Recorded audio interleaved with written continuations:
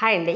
ఈరోజు వీడియోలో మనం టైలరింగ్ నేర్చుకోవాలి అంటే మొత్తం టూల్స్ అన్నీ ఉండాలా, లేకపోతే కొన్ని టూల్స్ ఉన్నా సరిపోతాయా అనే దాని గురించి మాట్లాడుకుందాం. వీడియో టాపిక్లోకి వెళ్ళబోయే ముందుగా మన ఈ వీడియో ఫస్ట్ టైం చూస్తుంటే మన ముద్ర వీడియోస్ ఛానల్ని సబ్స్క్రైబ్ చేసుకోండి.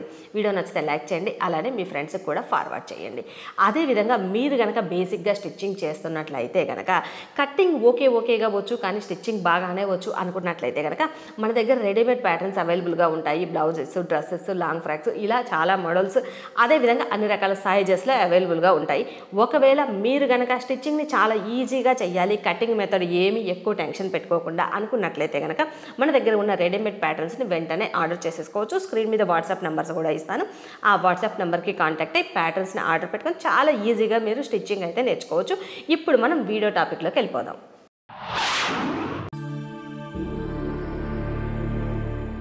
హాయ్ అండి. లాస్ట్ వీడియోలో మనం స్టిచ్చింగ్ నేర్చుకోవాలి అంటే ఒకరినే ఫాలో అవ్వాలి అనే దాని గురించి మాట్లాడుకుందాం. మరి స్టిచ్చింగ్ నేర్చుకోవాలి అంటే బేసిక్గా ఫస్ట్ నేను చూసిన చాలా కొన్ని వీడియోస్ చూశాను.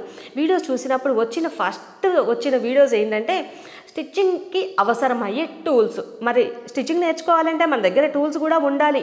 మన దగ్గర టూల్స్ ఎంత పర్ఫెక్ట్గా ఉంటే స్టిచ్చింగ్ అంత పర్ఫెక్ట్గా నేర్చుకోవడానికి అవుతుంది. బాగానే ఉంది, కానీ టూల్స్ అనగానే ఏ ఒక వీడియో ఓపెన్ చేసి చూసినా ఇన్నేసి టూల్స్ చూపిస్తున్నారండి. ఇప్పుడు మరి స్టిచ్చింగ్ నేర్చుకోవాలి అంటే ఫస్ట్ ఆ టూల్స్ అన్నీ దగ్గర పెట్టుకుంటేనే అవుతుందా? యాక్చువల్గా కొన్ని రోజుల క్రితం ఒక వీడియోలో నేను కూడా పోస్ట్ చేశానండి.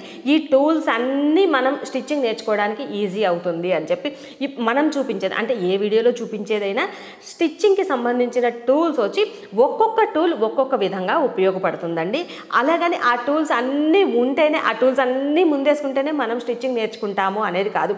ఇప్పుడు ఒక్కొక్క మెథడ్, ఇప్పుడు డ్రెస్ కట్ చేసి స్టిచ్ చేయాలి అంటే డ్రెస్ షేప్ పర్ఫెక్ట్గా రావడానికి డ్రెస్ షేప్ స్కేల్ ఉంటుంది. ఆ స్కేల్ని యూజ్ చేస్తే మనకి హ్యాండ్తో అటు ఇటు జరిగే అవసరం లేకుండా చాలా పర్ఫెక్ట్గా వస్తుంది. అదేవిధంగా ఆర్మ్ రౌండ్ ఉంది. ఆర్మ్ రౌండ్ తీసుకోవాలి అంటే కనుక మనం బై హ్యాండ్ అనుకోండి, కొంచెం సైడ్స్కి వచ్చే ఛాన్స్ ఉంటుంది. కొంచెం ప్రాక్టీస్ అయిన తర్వాత అయితే రాదు, బేసిక్గా అయితే కొంచెం జరిగే ఛాన్స్ ఉంటుంది. దానికోసం అంటే పర్ఫెక్ట్గా రావాలి, ఎక్కువ శ్రమ పడకుండా ఉండాలి అంటే కనుక 6 షేప్ ఆ స్కేల్ ఒకటి పెట్టేసి ఆర్మ్ కర్వ్ తీసేసుకున్నామంటే ఈజీగా అయిపోతుంది. అదేవిధంగా నెక్ రౌండ్ ఉంది. నెక్ రౌండ్కి కూడా మనం స్కేల్ పెట్టేసుకుంటే జస్ట్ ఇలా డ్రా చేసేస్తే సరిపోతుంది. అలానే మనకి ఇట్లా స్క్వేర్ షేప్, ఎల్ షేప్ ఉంటుంది.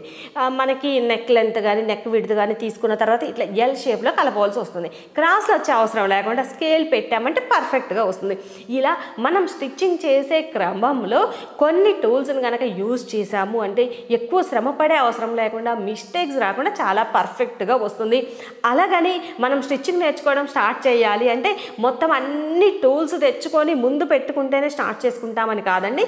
టూల్స్ ఉంటే మనకి స్టిచ్చింగ్కి హెల్ప్ అవుతుంది, ప్రతి ఒక్కటి యూజ్ అవుతుంది. అలాగని టూల్స్ లేకపోయినా కూడా మనం ఓన్గా ప్రాక్టీస్ చేయొచ్చు.